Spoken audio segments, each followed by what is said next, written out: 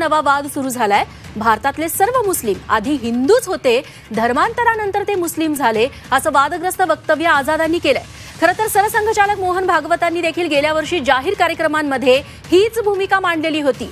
आता आझादांनी देखील मुस्लिम आधी हिंदूच होते असं म्हटल्यानं नवी राजकीय चर्चा सुरू झाली आहे। आझादांच्या या बोलण्याचा अर्थ काय, हा मुद्दा आत्ताच का चर्चेत आलाय, त्याचे पडसाद देशाच्या राजकारणात कसे उमटणार, याबद्दल मुस्लिम विचारवंत आणि हिंदुत्ववाद्यांचं मत काय, हे सगळं आपण जाणून घेणार।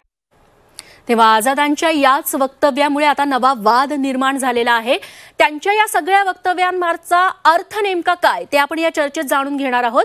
आणि याच विषयावरती सविस्तर चर्चेसाठी आता आपल्यासोबत आहेत मुस्लिम विचारवंत अब्दुल कादिर मुकादम, मुस्लिम सत्यशोधक मंडळाचे अध्यक्ष शमसुद्दीन तांबोळी, संघविचारक असलेले अमोल पुसदकर आणि हिंदुत्ववादी विचारवंत अनिकेत शास्त्री देशपांडे। हे देखील आपल्यासोबत महत्त्वाचे मुद्दे तुम्ही मांडले। हाच मुद्दा मी घेऊन पुढे जातीये। संघविचारक असलेले अमोल पुसदकर सर देखील आपल्यासोबत आहेत। पुसदकर सर, तांबोळी सरांनी जे मुद्दे मांडले ते आपल्याला पटतायत का, आणि यामागे काही राजकीय कारणं असतील तर ती काय असू शकतात?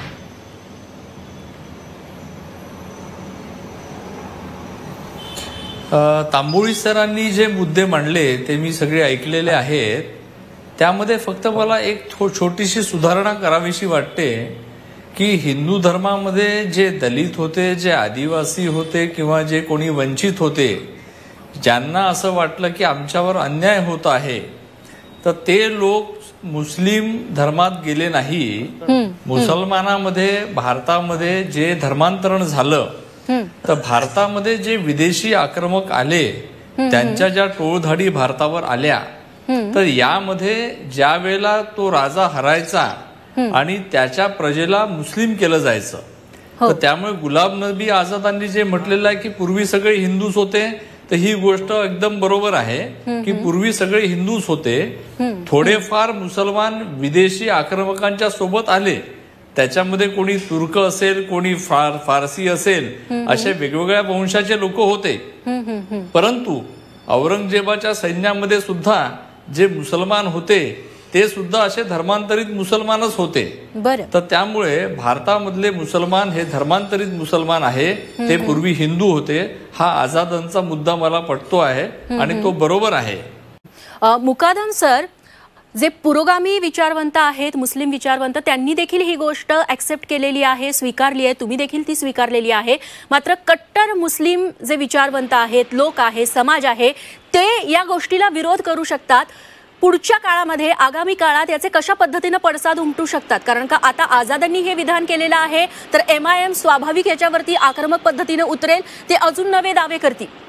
निश्चित संघविचारक अमोल पुसदकर सर देखील आपल्यासोबत आहेत। पुसदकर सर, आपण मगाशी सरसंघचालकांबद्दल बोललो। मागच्या काही वर्षांपासून सरसंघचालकाची आणि संघाची भूमिका मुस्लिमांबद्दलची काहीशी मवाळ होताना दिसतेय। अगदी मोहन भागवत हे मुल्ला मौलवींना भेटताना दिसले आणि त्याच्यानंतर आपले विचार मांडताना दिसले। हिंदू मुस्लिमांचा DNA एक सारखाच आहे असं विधान त्यांनी केलं। त्यानंतर आझादांची अशी विधाने येतात, ते भाजपच्या जवळ जाताना दिसले। एकीकडे भाजपची विचारसरणी अजूनही आपण बघतोय की राजकीय वर्तुळात ही मुस्लिम विरोधी असताना बघायला मिळते, मात्र संघाची विचारसरणी आता मुस्लिमांना थोडंसं जवळ घेतल्याशिवाय पर्याय नाही हे मानणारी आहे। थोडेसे विचारात बदल झाले संघाच्या, असं दिसतंय।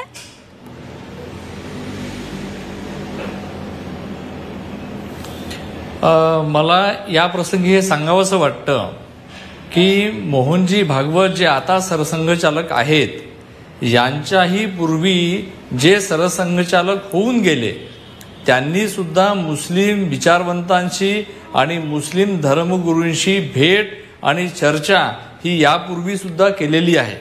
बघा, आपल्या देशामध्ये मोठ्या प्रमाणावर मुस्लिम समाज राहतो आहे, त्यामुळे आपल्याला हे माहिती आहे, जसं मोहनजी भागवतांनी म्हटलं आहे की हिंदू आणि मुसलमान यांचा DNA एक आहे, ह्या सर्वांचे पूर्वज एक आहेत।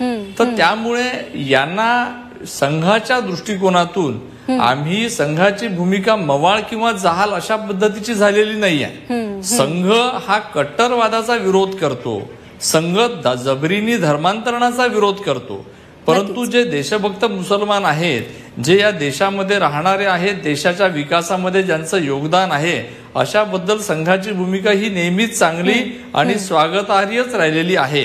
त्यामुळे निश्चित. मोहनजी भागवत जे आज मुला मौलवी किंवा धर्मगुरूंना भेटतात, ही प्रथा परंपरा याच्याही पूर्वीच्या सरसंघचालकांनी घालून दिलेली आहे. आणि संघाचा राजकारणाशी संबंध नाही. आणि जो तुम्ही भाजपाचा विषय घेतला तर मला असं वाटतं की भारतातला कुठलाही राजकीय पक्ष ज्याला इलेक्शन लढवायचे आहे, निवडणुका लढवायच्या आहे, त्याला कुठल्याही धर्मपंथ संप्रदायाच्या विरोधामध्ये भूमिका घेऊन ते लढवणं लोकशाहीच्या दृष्टिकोनातनं सोयीस्कर राहणार नाही. त्यामुळे भाजप असेल किंवा कुठलाही पक्ष असेल त्याला कोणाच्या विरोधात अशी भूमिका घेणं हे सोयीस्कर नाही आहे. त्याचे प्रवक्ते त्याचं उत्तर देतील.